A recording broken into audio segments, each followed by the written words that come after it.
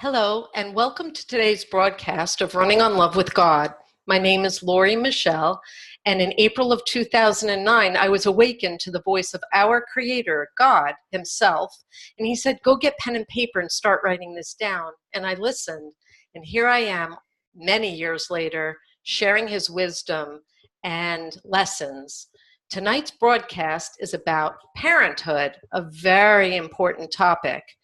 And the name of the program is Babies Grow Up Fast. Why do children need God?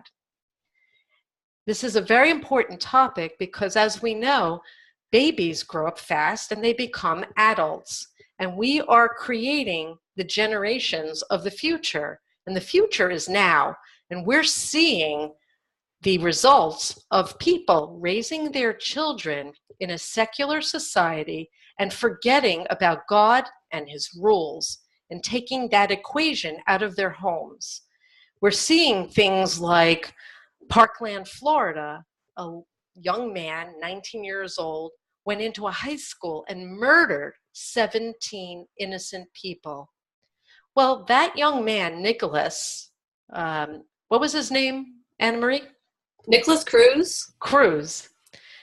I almost called him Nicolas Cage, which is the actor, God forbid. Nicholas Cruz, he was an adopted child, right, Anna Marie? Mm-hmm. And at some point in his life, he was a cute little baby, right? And a lot of people look at little babies and say, oh, I want to have a baby.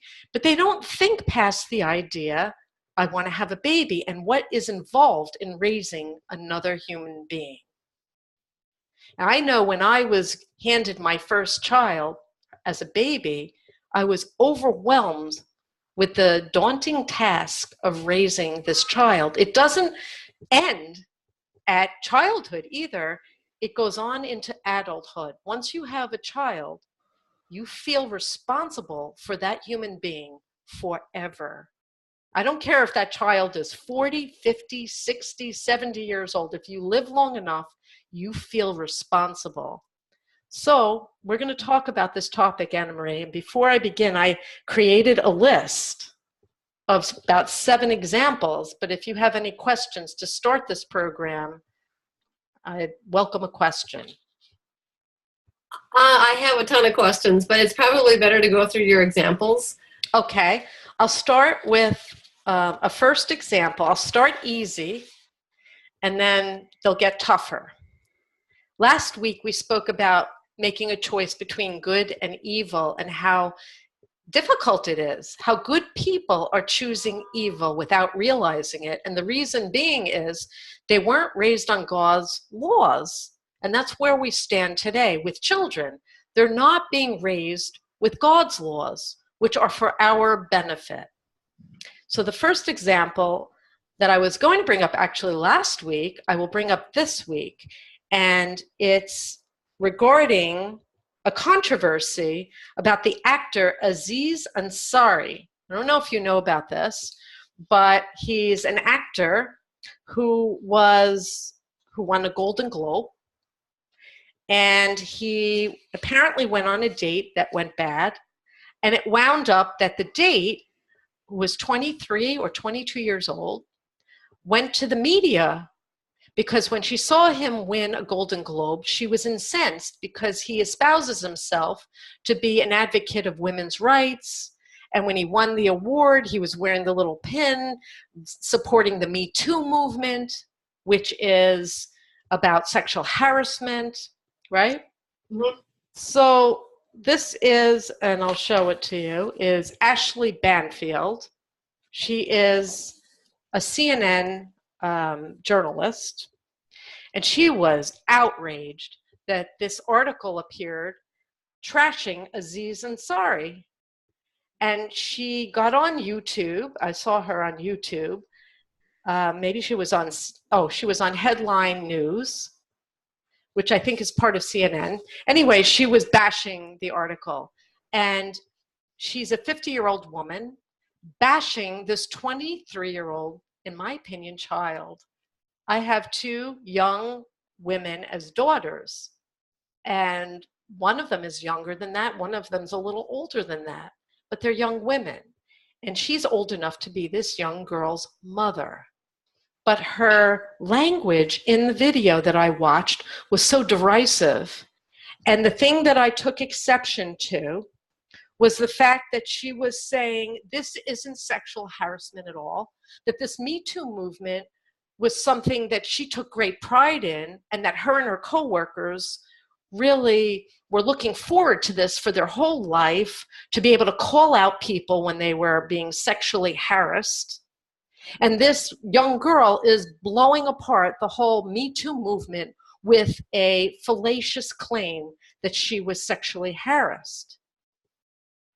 And she called it a date that went bad. So I'm bringing this up. Why? Because of upbringing. Because this woman was derisive towards a 23-year-old photographer who went on a date with an older man who was very wealthy and very successful, and he treated her like a street harlot. He treated her horribly on this date. And the article went into detail. I read the article, and it was horrible how he treated her. So Ashleigh Banfield, who is old enough to be her mother, bashed her on open television on YouTube, the young girl. So what should have happened? Parenting. And I'm talking about an older woman who should take a younger child under her wing and parent her. That's the responsibility that we should be feeling towards one another. Okay? She, instead of helping this young woman and supporting her, further embarrassed her and called her out and said, this is just a bad date. And that's where I want to explain where the parenting for this young girl, the 23-year-old, went wrong. Okay, wouldn't there be examples of parenting going wrong with all three people in this situation? You're right. Absolutely. Ashleigh Banfield, on an interview with Megyn Kelly after this video was aired, she said that she was calling out the millennials, which is what this young girl, I guess, is. She's not of our generation. She's a millennial. And she said, when you live in a swipe right generation and you can have sex in 20 minutes, the rules of engagement have changed. And you need to become savvy as to what those rules are. And she called it a date that went bad. So this is where we go in, where they're all wrong. Aziz Ansari is a pig. He should have been called out. She even said he's a pig, but she's accepting this new generation and new rules of engagement as something that's acceptable. And let's back up to what this program is about.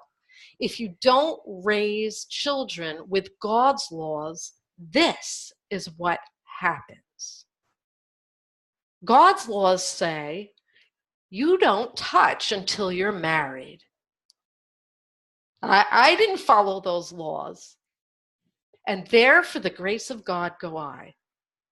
But when I was dating, it wasn't this disgusting. It was pretty disgusting. And I did things that I'm not proud of.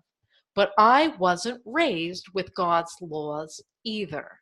So what we're seeing is a train wreck that probably started somewhere around the 50s or 60s and got worse and got worse. And now Ashleigh Banfield's right. It's a swipe right, have sex in 20 minutes generation. But to say that the young girl wasn't, in my opinion, assaulted is wrong. He treated her like a pig.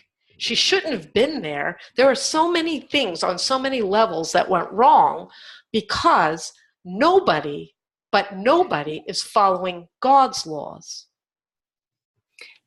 Okay, so as a parent, how would you help raise your daughters so that they wouldn't even be in that situation? Because everybody pretty much knows that you're not really supposed to have sex outside of marriage, but they also know that society accepts that you're going to anyway. Right, and that's where we stand right now.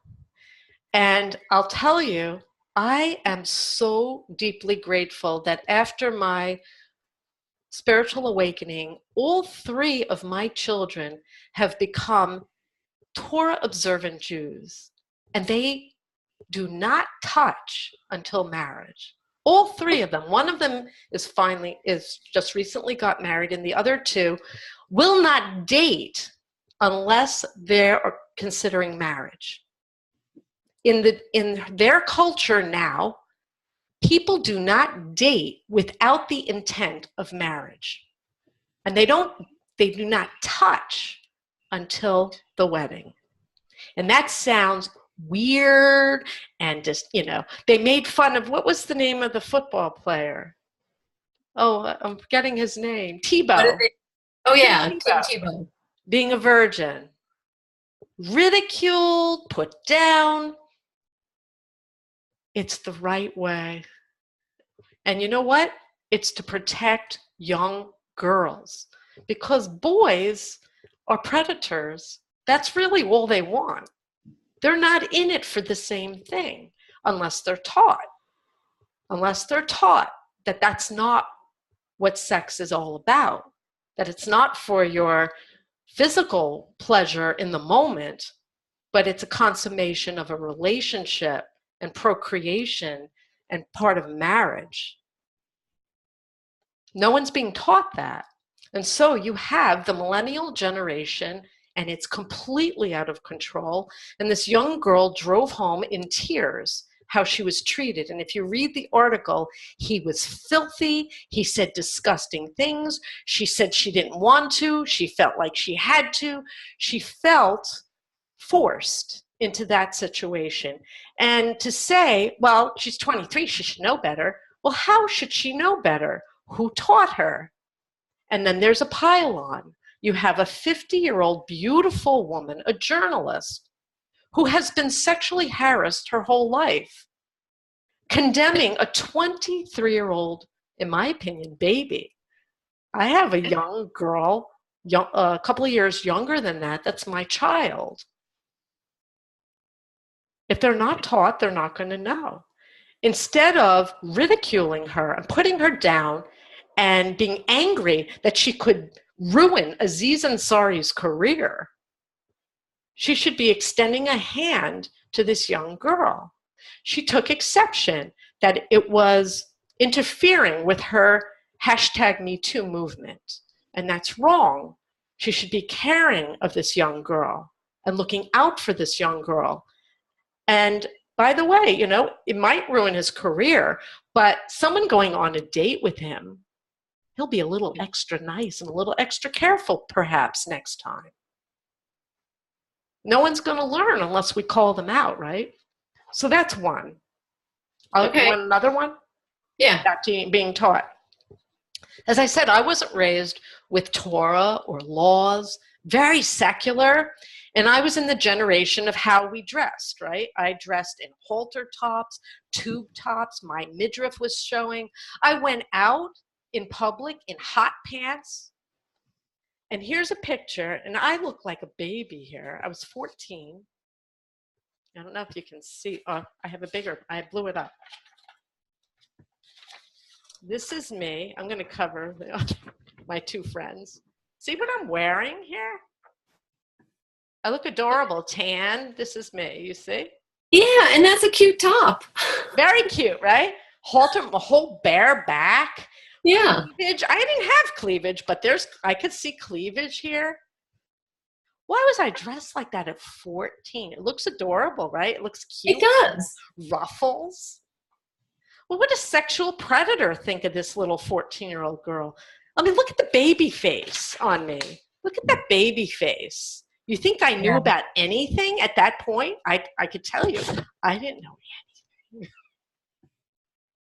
And I'm walking around in public with my bare back and my boobies showing. Now, I don't dress completely the Orthodox Jewish way or the way is prescribed in Torah now. And that at some point in time, I am told and guided by Hashem, will be reviewed, because not everybody wants to dress with their head covered and covered from here to here and, you know, to their ankles all the time. I live in 110-degree weather in the summer, so I don't. But I certainly, if my daughter's 14, I'm not letting her go out like that. I'm not going to let her. I know now things that I didn't know 10 years ago. I'm awake. We need to wake up. If your parents had told you back then, Laura, you can't leave the house dressed like that, wouldn't you have just put on a t-shirt over it and then taken the t-shirt off when you were out with your friends? If you're raised with God and God's laws, and you're taught explanations, Lori, this is the way we dress, and this is the reason why. I was an explainer. When I raised my children, thank God, were very good kids. But I explained everything. I didn't just rule by authority. I disciplined, but I said, this is why you can't go out alone. I'm worried. I don't want anything to happen to you. And if someone explained to me that there are very dangerous people, and this is dangerous behavior, and God is real, and God doesn't want you dressing like this, because it sounds weird listening to this if you're from a secular world. Oh, God, yeah, God's watching me. God's real. This is the reason for the program. I must share. He is real. He's not just a fictional character in a storybook called the Bible. He really does watch everything we're doing, and he did give us laws about how to dress, how to behave, the rules of engagement that Ashleigh Banfield said the millennials now have new rules for engagement. God gave us rules for engagement. And when we go against them, you get rape and murder and sex slaves. The stuff that's going on in the world is frightening. Let me give you another example along the same lines while we're at it. There was a woman, very adorable, on YouTube, telling people it's sharing 8 ways to make yourself more attractive. And I just want to show you what she had a shirt on, and her shoulders were covered. And she, in the middle of the video, said, this is how you should dress. Pull the shirt off your shoulders and show those bones. They're very attractive. And then in this video, this young woman pulled her sweater down and then took makeup to emphasize her collarbones, which, by the way, in Torah law, you're not supposed to show these collarbones. And I can't say that I don't wear V-neck shirt. You're wearing one. Yeah, you're not supposed to show those. Okay. But what I'm saying is, look at what she's doing here. You want to look attractive? Pull your shirt off. And she had it like down here, and she had necklaces, and she wanted everything. And then she's pulling her straps to draw your eyes downward. She says, you want to draw the eyes downward. Men will love this. This is what she's saying. Men will love this. Men find this very attractive. And I'm watching this, and she's clearly a millennial, right? And this is okay. This is okay. Well, and she's not wrong. Men do find that very attractive. Yeah. Oh, yes. And then you wind up on a date with Aziz Ansari, and you cry all the way home. Okay, so that's that subject matter. That's the easy stuff. Now we're going to get into tougher stuff. There was a horrific story on the internet. It was a murder. It was called the Slender Man stabbing, and you're from the Midwest. Yes. I had never heard of this. Absolutely horrific. These two 12-year-old girls conspired to lure one of their friends into the woods and stabbed her near death 19 times, I believe. They were enamored with this character, a made-up character, fictional, called Slender Man. I'm going to show a picture of a video that I saw. This is an illustration of him. And it was this phenomenon a few years ago on the internet, Slender Man. And it's a fictional character, and they made it like he was real. And these girls were enamored with him. They thought he was real, and they wanted to impress him. And so they conspired to murder their little friend. They couldn't separate the truth from reality. And it was this very enticing story. So now, fast forward, the little girl, the grace of God, survived. She's okay now. But the two girls who did this, one just got sentenced to 40 years in a mental hospital, and the other one 20. So what happened, right? What happened? Should I just keep going? Well, yeah, because the story was in the news here a lot while it was happening and while the trial was going on, and I never had any comprehension how that could happen. It's just too bizarre. It's very bizarre. I watched a couple of documentaries. I don't really know all the details, but it's heartbreaking because, thank God, the little girl survived and she's okay. Yeah. I'm sure she has post-traumatic stress syndrome. Oh. I'm sure she has problems from it. Yeah. She looks fine. The other two girls, their lives are over pretty much. The other two families lost their daughters. But why? What went wrong? So I watched a documentary, and one of the parents said they had no idea that their child was enamored with the Slender Man. What are they doing? Why are the children on the internet? There is now Torah law, rabbis forbidding young people from having smartphones. They have something called kosher phones. And the kosher phones are the old flip phones, and I see them all over Israel. They don't have smartphones. And someone might say, oh, well, they're backwards. They're not part of reality. But it's a very dangerous world. Now, my children were on the internet. We were secular up until 9 years ago.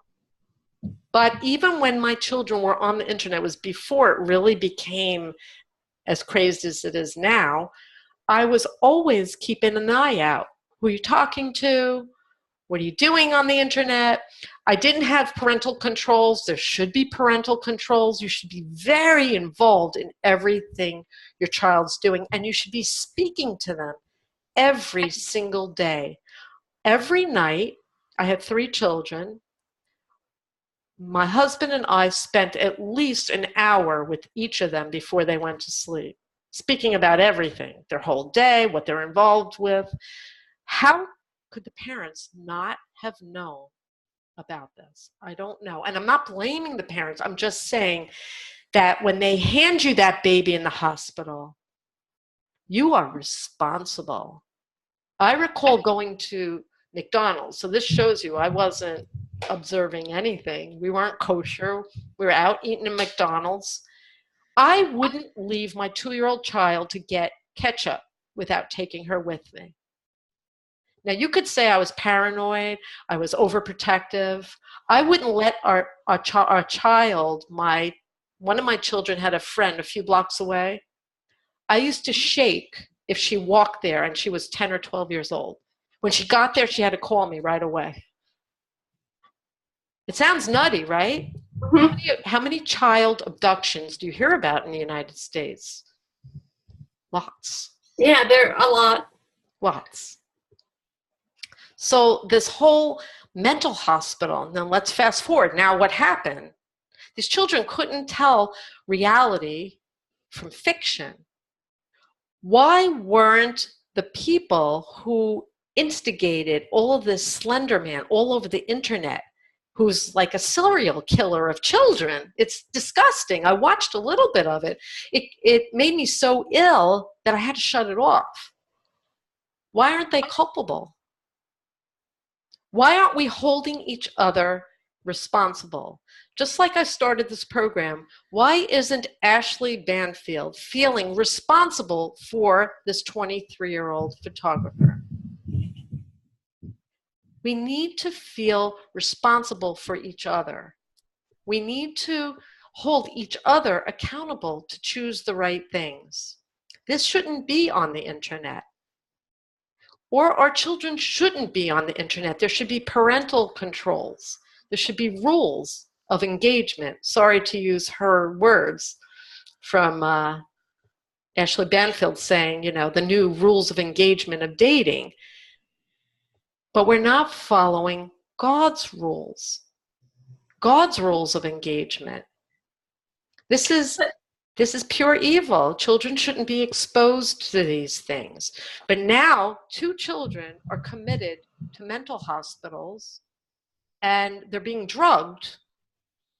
And they're trying to drug these problems out of these 2 girls.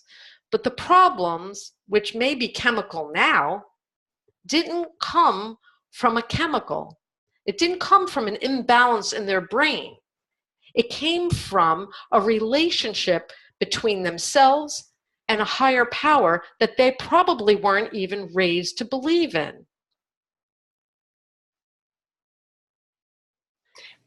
Doesn't everyone know thou shalt not kill?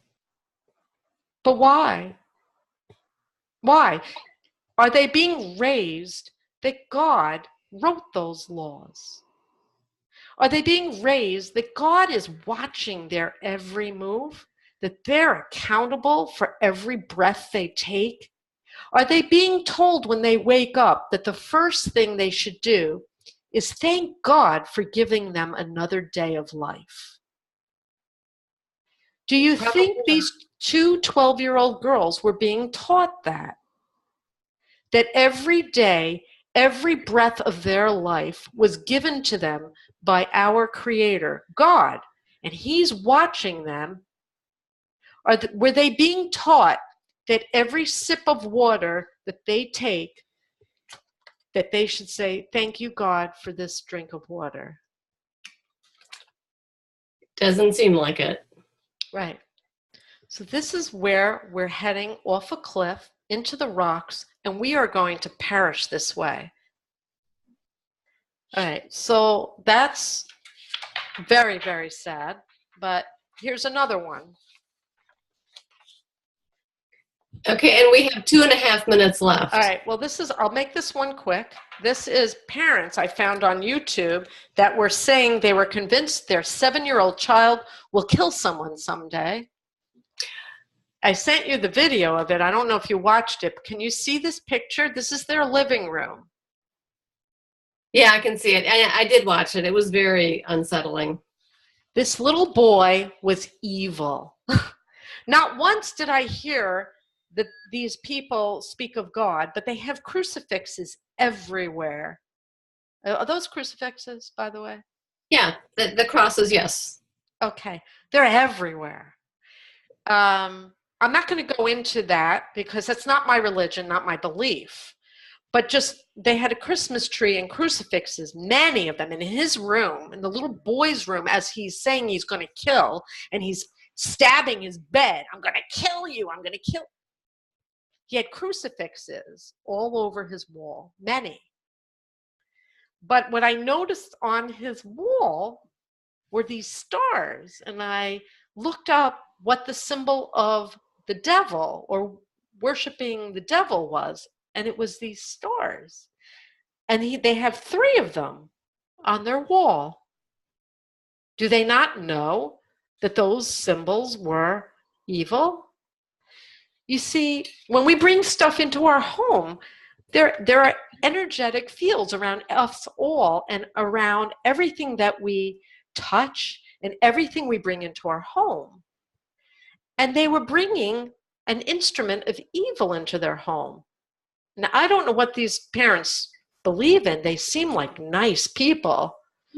But how does a child go from a newborn baby that's a beautiful baby that they put in your arms when the baby's born to that?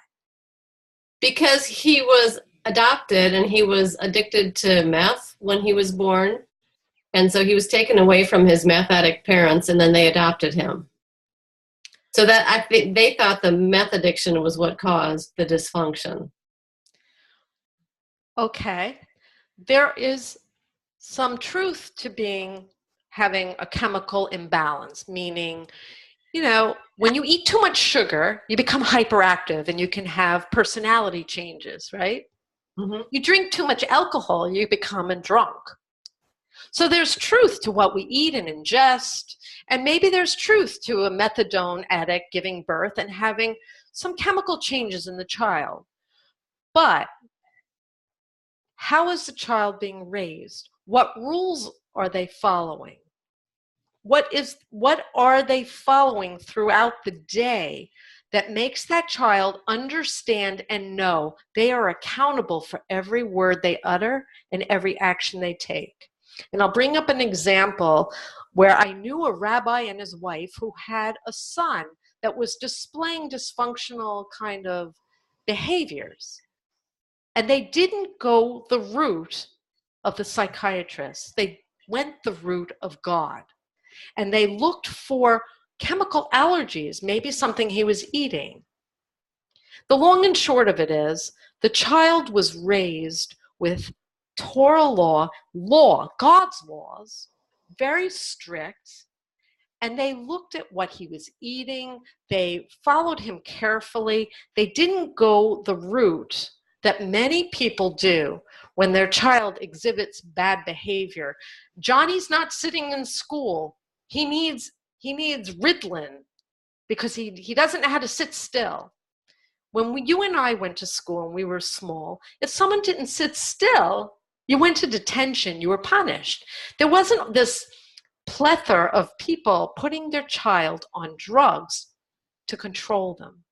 And now we have not only children on drugs trying to control children, and it's clearly not working, but we have grown adults becoming out of control, drug addicts, serial killers, Nicholas Cruz. So do you have a final question before we close? No? No, I mean, I have big questions and we're out of time. Okay. Well, one more question and then we'll... Okay. So in your opening or your introduction, you said that we mustn't confuse religion with God. And my question is, how can you teach children about God without getting into religion? So that's kind of a big question. Okay. I'll end with that question. Okay. God has no religion. God is the creator. He's the king of the universe. He's real. I hear him in plain English. Everyone hears him. He's available for everyone. That's why he's here. He wants love, and appreciation. He wants us to reach for him. And every person has access to his laws.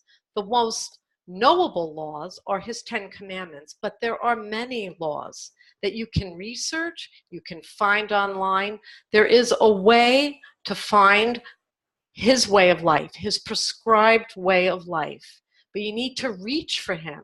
And you need to teach your children there is a higher power.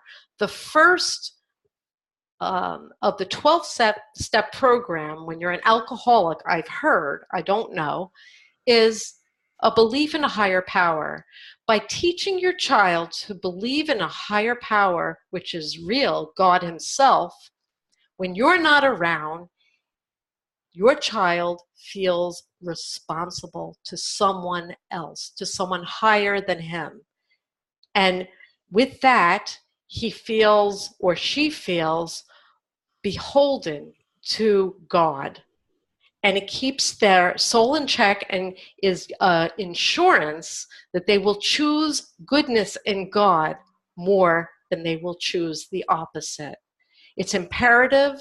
I hope you enjoyed this program. I can go on and on with many examples, but children need God. And babies grow up quickly and they become grown adults, and we need God in our lives. So God bless you. Go to my website, lauriemichelle.net. There are many programs like this. This is the work of world peace. We need to learn and understand he's real. He's here for us. but we need to reach for him and learn his rules. God bless you.